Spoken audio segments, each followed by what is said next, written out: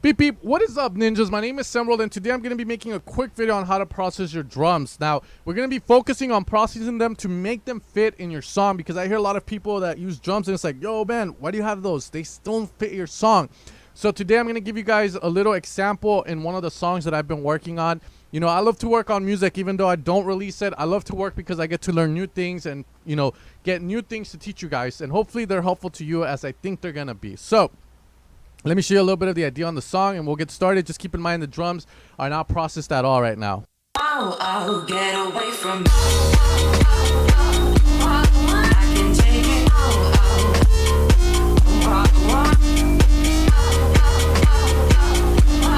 I can take it.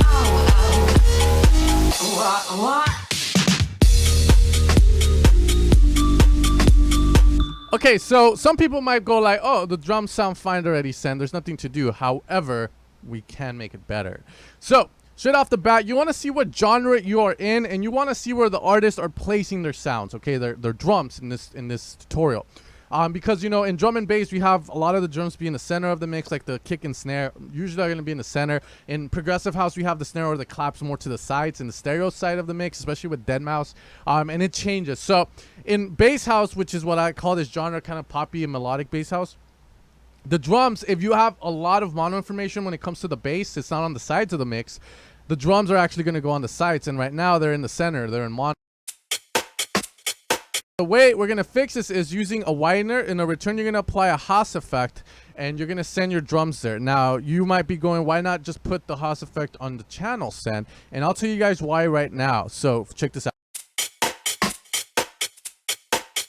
Now, the reason we don't put the Haas effect on the channel is because when we send this sound, the drums, to that return, and this is why I find returns very fucking powerful, is because we maintain the original signal unaltered in our channel. For instance, here, let me turn off the we still have the mono signal there, but now it sounds wide to you because the sides are louder in this instance, and we're using the Haas effect to get them wide. So that's why we use it there.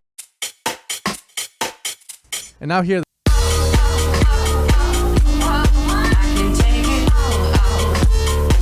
definitely it sounds way better on the sides. And with that being done there, we're going to move on to the kick. Now in the kick, we're going to have, you know, kind of a muddy kick, if I want to say. It sounds perfect. It's almost there, but we just need to fix it up, clean it up a little bit. So we can use an EQ, or I have a new plugin here. And I actually got sponsored by Bose Digital, by the way, guys. So if you like the plugin and you want to buy it, there is a link in the description for that, and I get a little cut from it. Another way you can support the channel, by the way. But yeah, they hooked it up, and usually I don't respond to plugin companies because I get a lot. I don't like the plugins they show me, but I really like Bose Digital stuff. It was kind of unique in the sense the way they looks nice, and also the way they work. I've never seen something like this. So the way this one works is we separate the sustain of the kick away from the transient. Now, if you've ever wondered what the transient was, this is the transient.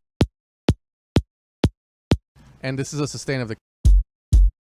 So with that, I can EQ the sustain by itself, and I can EQ the transient differently. Let's say I want more low end in the transient, but not in the body, then this allows me to do that. Let's say that it doesn't get it perfect, then you can mess with the settings threshold and the release of the transient to, you know, let's say you want more.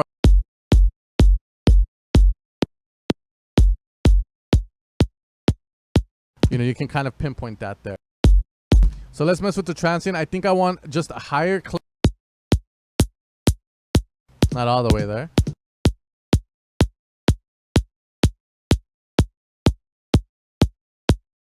A little there. And that's it. Then we go into this. Usually I like to do a high pass and cut the lows here around 30 hertz. Usually does the best. Like so. Now with it off, you know, it's going to clean that up, and then we can use this to clean more of the kick up, increase the gain to find the frequency. Shit.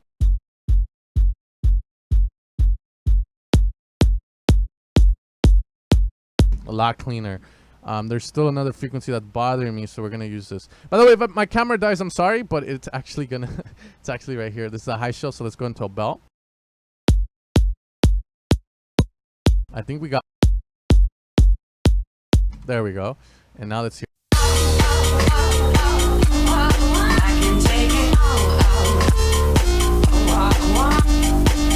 All right, we cut a little bit too much. Just bring up maybe a little bit there and here.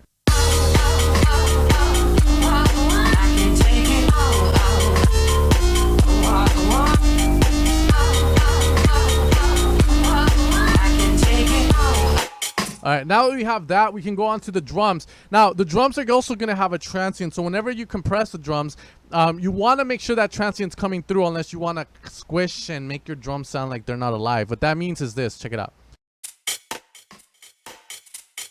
Notice how there's no punch to it compared to...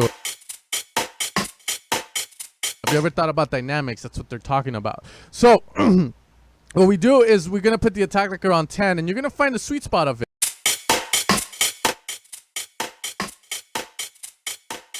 You can see here we're cutting the drums, so we want to get it.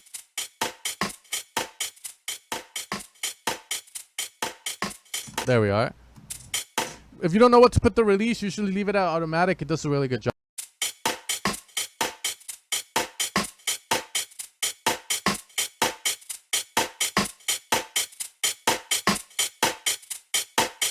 And there we are. It's more of an effect that you're gonna feel. You know, a lot of times people are like, yo, I can barely tell it's there, but you can feel it gets a little bit groovier.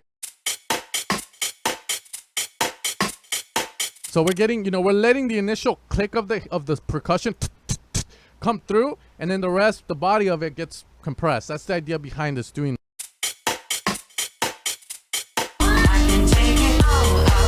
Now what we're gonna add is saturation to it as well, and we're just gonna, you know, add a little bit there. Now if you're using drum loops from big companies that, you know, you hear the drum loops and they sound loud and in your face already, there's no reason to do any of this. You know, this is only if it's needed, like the saturation part. And then we're gonna add a room verb. We don't want a huge reverb on the drums unless, you know, we're in the break or something, or you're just doing it creatively. So we're gonna do a small room here, like around 7%. Now, when it comes to the reverb, you can add it on the channel because we're just going to add a little bit of it, like around 7% of room, which is going to give the drums a little bit more life as well. You can also add it before the, you know, the glue compressor here. Just make sure that saturation comes over here so you don't saturate the reverb unless you want.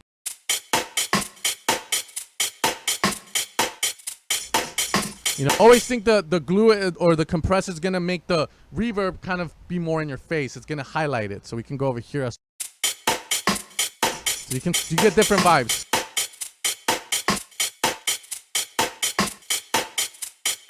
Up to you where you want it. And with that being done, guys, there it is.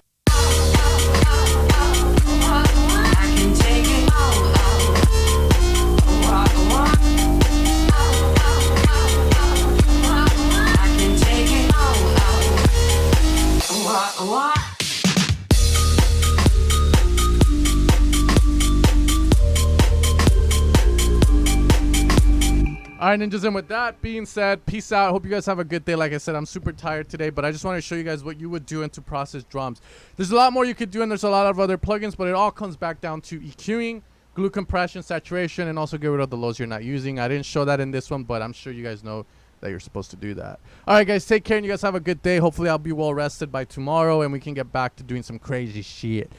Peace out.